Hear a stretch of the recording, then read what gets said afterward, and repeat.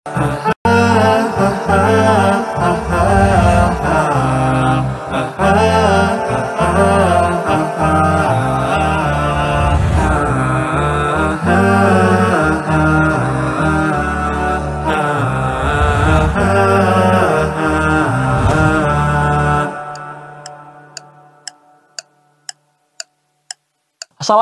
warahmatullahi wabarakatuh. Sahabat Keluarga Muslim, kembali lagi dalam program 60 menit. Nah, kali ini izinkan saya Riki Rahmat akan menemani 60 menit ke depan Anda. Nah, kita akan membahas seputar hal-hal yang bermanfaat tentunya untuk sahabat Keluarga Muslim.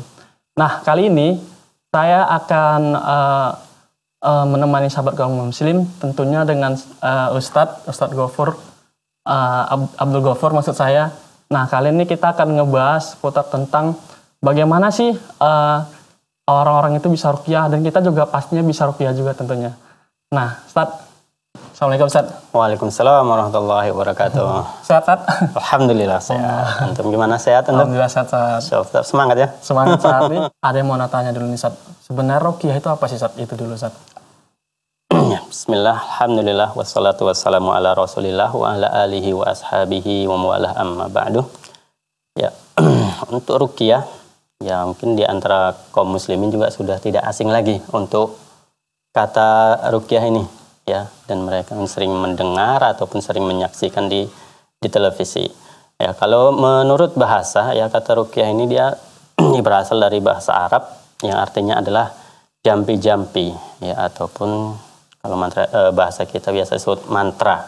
Nah, itu dia kalau menurut bahasa, ya. Akan tapi yang biasa kita gunakan, ya, kalau untuk pengertian syar'i itu adalah berkaitan dengan pengertian ruqyah adalah semua, ya, bacaan-bacaan, ya, yang diambil dari Al-Qur'an ataupun hadis Rasulullah sallallahu alaihi wasallam yang ketika membacanya diniatkan untuk kesembuhan.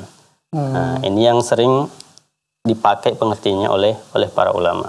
Berarti, Ustaz, ruqyah ini jampi-jampi juga, Ustaz, ya? Ya, jampi. Nah, terkenalnya kan di masyarakat itu kalau jampi-jampi itu adalah disematkan ke dukun gitu. Iya, makanya untuk ruqyah ini dia nanti ada terbagi menjadi dua macam.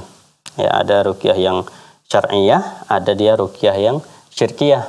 Nah, kalau yang ruqyah syar'iyah, ya berarti ruqyah yang dia sesuai dengan Al-Quran dan hadis Rasulullah sallallahu alaihi wasallam. Ya, sedangkan kalau yang dia ruqyah yang syirkiyah, ruqyah yang dia biasa itulah yang digunakan oleh para dukun.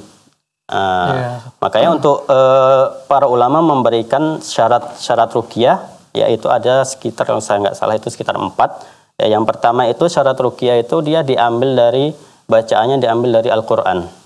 Nah, bacaannya diambil dari Al-Quran. Ini cirinya, Ustaz, ya? Iya. Oh, iya. Nah, kemudian yang kedua, dia doa-doanya pun diambil dari hadis-hadis yang sahih. Ya, hadis-hadis Nabi Sallallahu Alaihi Wasallam.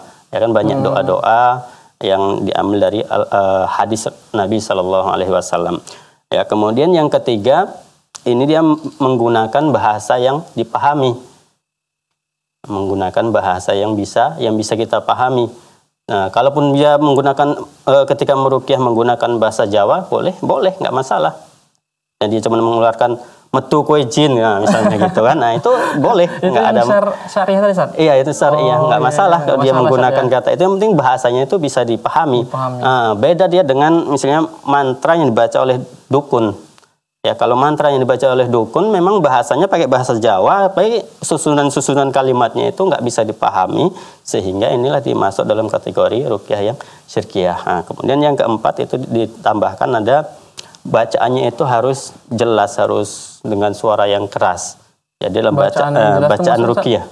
Oh, bacaan. Ya, dengan dijaharkan. Nggak boleh ada bisik-bisik dia dalam ruqyah syariah ini. Nah, tapi kalau syirkiyah, ya itu dia bisik-bisik, disitulah dia ada bacaan-bacaan mantra untuk memanggil jin. Oh, iya, saat kan ada tuh kayak ruqyah yang pernah lihat itu. Dia membaca deres-deres gitu kan. Kebanyakan kalau macam orang baca jompa-jampi itu dia ngomong pelan-pelan sembur gitu. Nah, itu dia. Nah, kadang dia membaca Alhamdulillahirabbil alamin arrahmanirrahim, suaranya kuat, tapi nanti tiba-tiba dia pelan di situ. Misalnya setelah Maliki Yaumiddin baru pelan dia, tapi mulutnya tetap bergerak. Ah, ini dia Itu masuk. ada suatu hal yang dibacanya gitu, Ustaz. Iya, biasa ada mantra yang dia baca situ dia untuk memanggil jin tersebut untuk membantu proses ruqyah dia lah, ruqyah yang syirkiyah itu. Nah, karena sekarang ini kan sangat banyak sekali ya ruqyah yang tersebar. Ya karena memang ruqyah sekarang ini lagi laris manis kita katakan ya kan, sehingga dengan ini ya para dukun merasa tersingkir sehingga mereka juga ikut-ikut menggunakan metode ruqyah. Tapi metode ruqyah yang mereka gunakan tentunya sangat berbeda dengan ruqyah yang syar'iyah. Tadi kan ada berapa tuh ya antara ruqyah syariah sama ruqyah apa tadi? Syirkiyah. Nah, kalau misalnya udah namanya syariah ini kan udah kita benar-benar minta pertolongan sama Allah nih. Kalau misalnya ruqyah apa tadi? Syirkiyah ini melibatkan siapa, Ustaz? Kalau orang ruqyah syirkiyah ini dia melibatkan biasa si dukun itu sendiri dia ada bantuan khodam ataupun bantuan dari para setan. Jadi dari para setan inilah dia minta ketika membacakan Al-Fatihah, membacakan ayat Al-Quran untuk mengelabuhi orang awam yang nggak tahu kan. Nah di situ dia minta namanya misalnya disebutkan nama si jin tersebut, sehingga ketika proses ruqyah dia terkadang setannya inilah dia yang berantem antara setan dengan setan. Kalau setan si dukun ini yang menang, maka setan yang ada di pasien ini mau keluar dia. Tapi kalau setan yang ada di dukun ini yang kalah, biasanya itulah ada negosiasi, misalnya minta sajen. Nah itu dia karena nggak bisa ngalahkan, jadi negosiasi dia. Aku mau keluar, buatkan aku sajen, taruh di pohon antara besar. Mereka lah negosiasi gitu. Ya. Iya. Ataupun nanti ya kadang dikasih syarat-syarat yang sulit. Dan itu sembuh, Ustaz? Biasanya kalau yang sembuh gitu kalau masalah itu. Ya dengan izin Allah sembuh gitu kan. Tapi masalah ruqyah syirkiyah tadi? Ya bisa saja sembuh, ya bisa saja enggak gitu. Walaupun sembuh tapi tetap aja sama jin. Karena kan memang jin yang ada di si pasien ini dia sudah nggak mengganggu. Jadi kalau sudah nggak mengganggu berarti sudah sembuh dia. Tapi kalau syarat-syaratnya nggak dipenuhi ya itulah dia tetap mengganggu. Nah, misalnya suruh nanti setiap misalnya ibaratnya ini tadi minta sajen, rupanya sajennya misalnya sampai sekian, udah nggak dapat lagi, ganggu lagi gitu. Iya ganggu lagi. Seperti itu. Itulah namanya negosiasi antara setan dengan setan ya, dengan setan yang satu dengan setan yang lain ya, sama seperti manusia kan gitu. Kalau nggak kamu kasih aku ganggu terus gitu. Antara setan sama setan ini berkomunikasi juga sudah? Ya komunikasinya ketika berada di situ saya. Tapi ketika sudah selesai acara penggangguan itu ya. Sudah selesai acara penggangguannya sudah. Ya tapi yang memang setan yang pengganggu ini ya tetap dia memantau terus gitu. Tentunya kan kalau misalnya setan yang bernegosiasi itu lebar ya, apakah dia mau melakukan sesuatu itu tanpa hal gitu kan? Pastinya dia juga mau gitu kan? Ya. Jadi kan ibaratnya nggak terselesaikan masalah sebenarnya. Nggak akan terselesaikan masalah dia, karena kan ada misi utama dari setan itu yaitu untuk membuat manusia itu menyekutukan Allah Subhanahu wa taala agar menjadi teman. Nah, makanya kita sebagai manusia tidak boleh berteman dengan jin, dengan setan itu tidak boleh. Nah, makanya ketika proses ruqyah ya juga para ruqyah itu sebenarnya dilarang, tidak boleh terlalu banyak berkomunikasi dengan si pasien yang memang sudah terganggu gangguan jin tersebut. Tidak. Maksudnya gimana, Ustaz? Nggak boleh misalnya antum lah sudah kesurupan gitu kan. Nah, itu dikurangi untuk komunikasi, banyak bicara dengan dialog dengan jin yang kadang kan orang bertanya macam-macam kan gitu. Nah, itu dikurangi.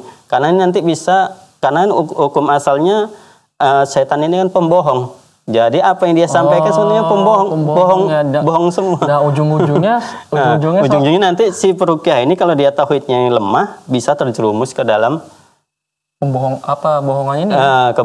Ke perbuatan syirik bisa juga kan gitu. Atau bisa meyakini hadis-hadis yang palsu seperti itu kan bisa juga kan gitu. Sekarang ini kan lagi tersebar dialog antara jin dengan si peruqyah kan banyak, yang dari timur, mulai dari Timur Tengah ada, yang di daerah ini Indonesia. Jinnya tadi, Ustaz? Iya, dia jadi peruqyah ini dia mengajak ngomong jinnya. diajak komunikasi jinnya ini terus menerus. Dan biasa orang yang seperti ini dia menggunakan mediasi. Jadi kadang dia menggunakan pihak orang ketiga. Jadi jinnya yang di sini dipindah ke pihak ketiga seperti itu. Nah ini tidak dibolehkan. Jadi tadi kan misalnya jin ya, ibaratnya jin ini dari daerah lain. Nah pas waktu kita nih ada nih kerabat kita yang kena ruqyah, rupanya jin itu ibaratnya dari Jawa sana. Dia memang bisa ngikuti bahasa kita atau memang dia bahasa Jawa aja gitu? Bisa, ada kadang dia memang ikut bahasa kita ya bahasa Jawa seperti itu. Ada juga terkadang ya dia nggak mau bahasa Jawa ya dia pakai bahasa apa namanya? Ya bahasa dia entah yang dari mana kan gitu. Kan sering kita dapat kadang katanya jinnya udah tinggal di Timur Tengah, ngaku-ngaku aja kan kita kan iya namanya. Makanya itu kalau ketika meruqyah gak usah banyak bicara dengan jinnya karena itu selain membuat proses ruqyah semakin lama, ya itu juga bisa membuat hati kita nanti semakin lemah kan semakin terikut. Nanti dikatakan Dajjal sudah keluar kan sekarang ini kan tersebar gara-gara itu kan bener. Dajjal sudah keluar di sini, hati-hati kalian. Benar itu adalah kebohongan yang dibuat mereka ya. Iya, kebohongan dia. Nah, karena tidak ada yang mengetahui perkara-perkara yang gaib kan seperti itu. Iya, Sat. Berarti Sat kalau kita ini nggak bisa sembarangan untuk meruqyah aja Sat ya. Nah, kita juga tahu bagaimana ruqyah secara syar'i, bagaimana kita mengetahui ruqyah itu secara syirkiyah Sat ya? Iya, ada syirkiyah. Sat, ini kan sesuatu hal yang perlu dipelajari. Nah, tentunya ini nggak bisa sembarangan seperti yang tadi Sat. Kira-kira bagaimana sih Sat kita untuk supaya kita bisa memulai agar kita bisa melindungi keluarga kita, diri kita, supaya kita bisa meruqyah mandiri dan bisa membantu keluarga kita juga? Tentunya Sat. Tapi Sat tahan dulu. Kita jeda dulu Sat ya. Sahabat keluarga muslim, jangan kemana-mana. Sesaat lagi kita akan membahas bagaimana sahabat kita itu bisa punya ilmu tentang ruqyah. Gitu. Tentunya kita harus juga bersiap-siap bahwasannya hal-hal gangguan seperti ini bisa terjadi oleh siapa saja gitu ya Sat ya. Oke, jangan kemana-mana, tetap di 60 menit.